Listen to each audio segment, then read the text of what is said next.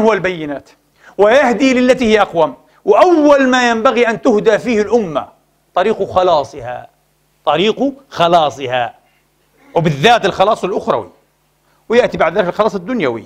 لكن طريق خلاص الأمة، طريق خلاص المؤمنين، طريق خلاص المسلمين، كيف يكون أيها الإخوة؟ أول ما يكون بتبيان معاقد الدين، أليس كذلك؟ عشان نعرف من هو المؤمن من هو الكافر، وين حد الإيمان من حد الكفر، حتى نعرف. فهل قام القرآن بهذا المهم؟ يا إخواني من غير تفكير، هذا أول ما كان ينبغي أن ينجزه القرآن الكريم، وقد أنجزه في الفترة المكية وفي الأيام الأولى، أنجزه بشكل واضح. قال لك الإيمان شيء سهل وميسور ومحدود، أن تؤمن بالله وملائكته وكتبه ورسله واليوم الآخر. انتهينا خلاص، وهذا مذكور في كتاب الله.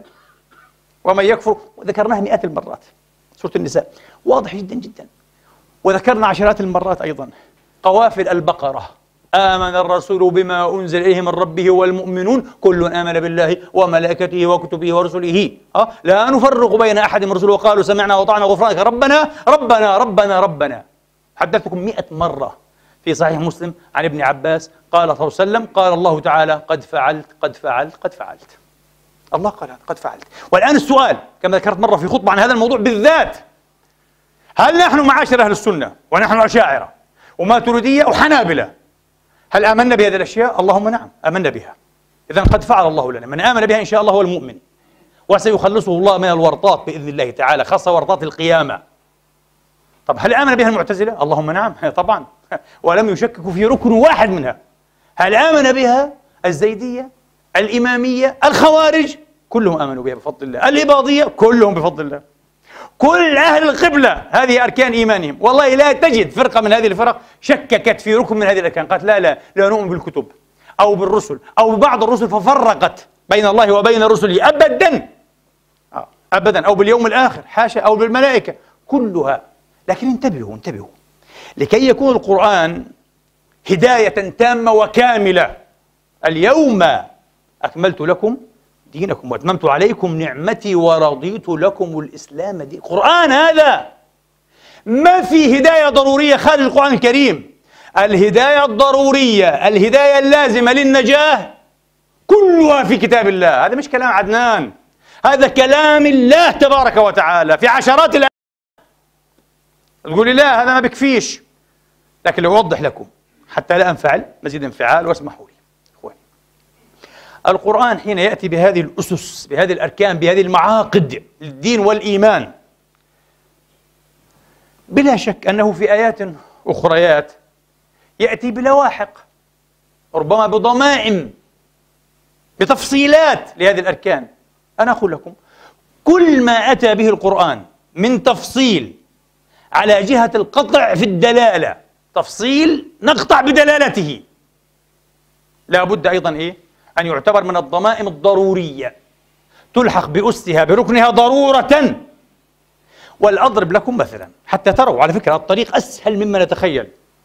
أشهد بالله أن هذا الدين أسهل وأوضح، وحجته أيها الإخوة أبين، ومحجته أظهر وألحب مما حاول غفر الله لهم جميعا من جميع الفرق، هؤلاء وأولئك، أن يشوشوا به وأن يعكروا صفوه. لا، وفي أشياء معقدة، لا غير صحيح غير صحيح غير صحيح.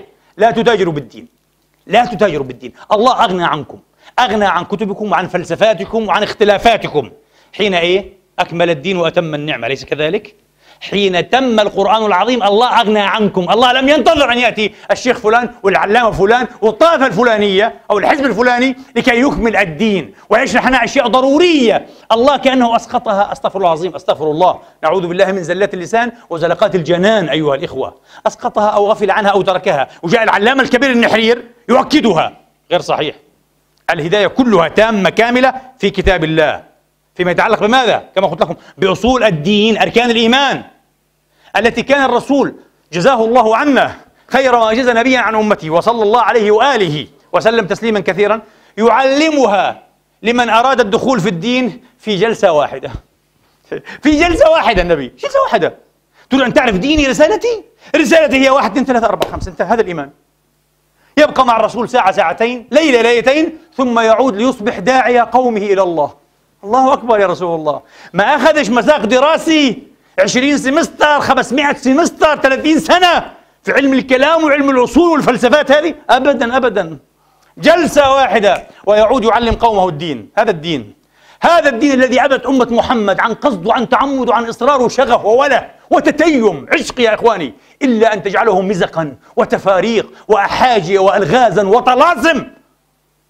ثم تفرقت وصارت في اللبرنت، في التيه، ولا تعرف الآن كيف تخرج. وكما قلت لكم، هذا يكذب هذا، وهذا يلعن هذا، وهذا يكفر هذا، وهذا يقتل هذا، ومش عارف كيف تخرج، والكل معتصم بأنه على الحق وفرحان على حاله. ما شاء الله ما شاء الله. الله بعث محمد عشان ينقذك أنت بس لحالك، وتهلك هذه الأمة كلها، وهي موحدة تحب الله ورسوله وكتابه، وتحب أن تنجو في الآخرة. شفى الله علماءنا مما هم فيه، شفى الله علماءنا ومشايخنا مما هم فيه، وفتح الله أبصارهم وبصائرهم ليدركوا هذه الهداية المردودة. وهذا عنوان خطبة اليوم، الهداية المردودة. ما هي؟ القرآن.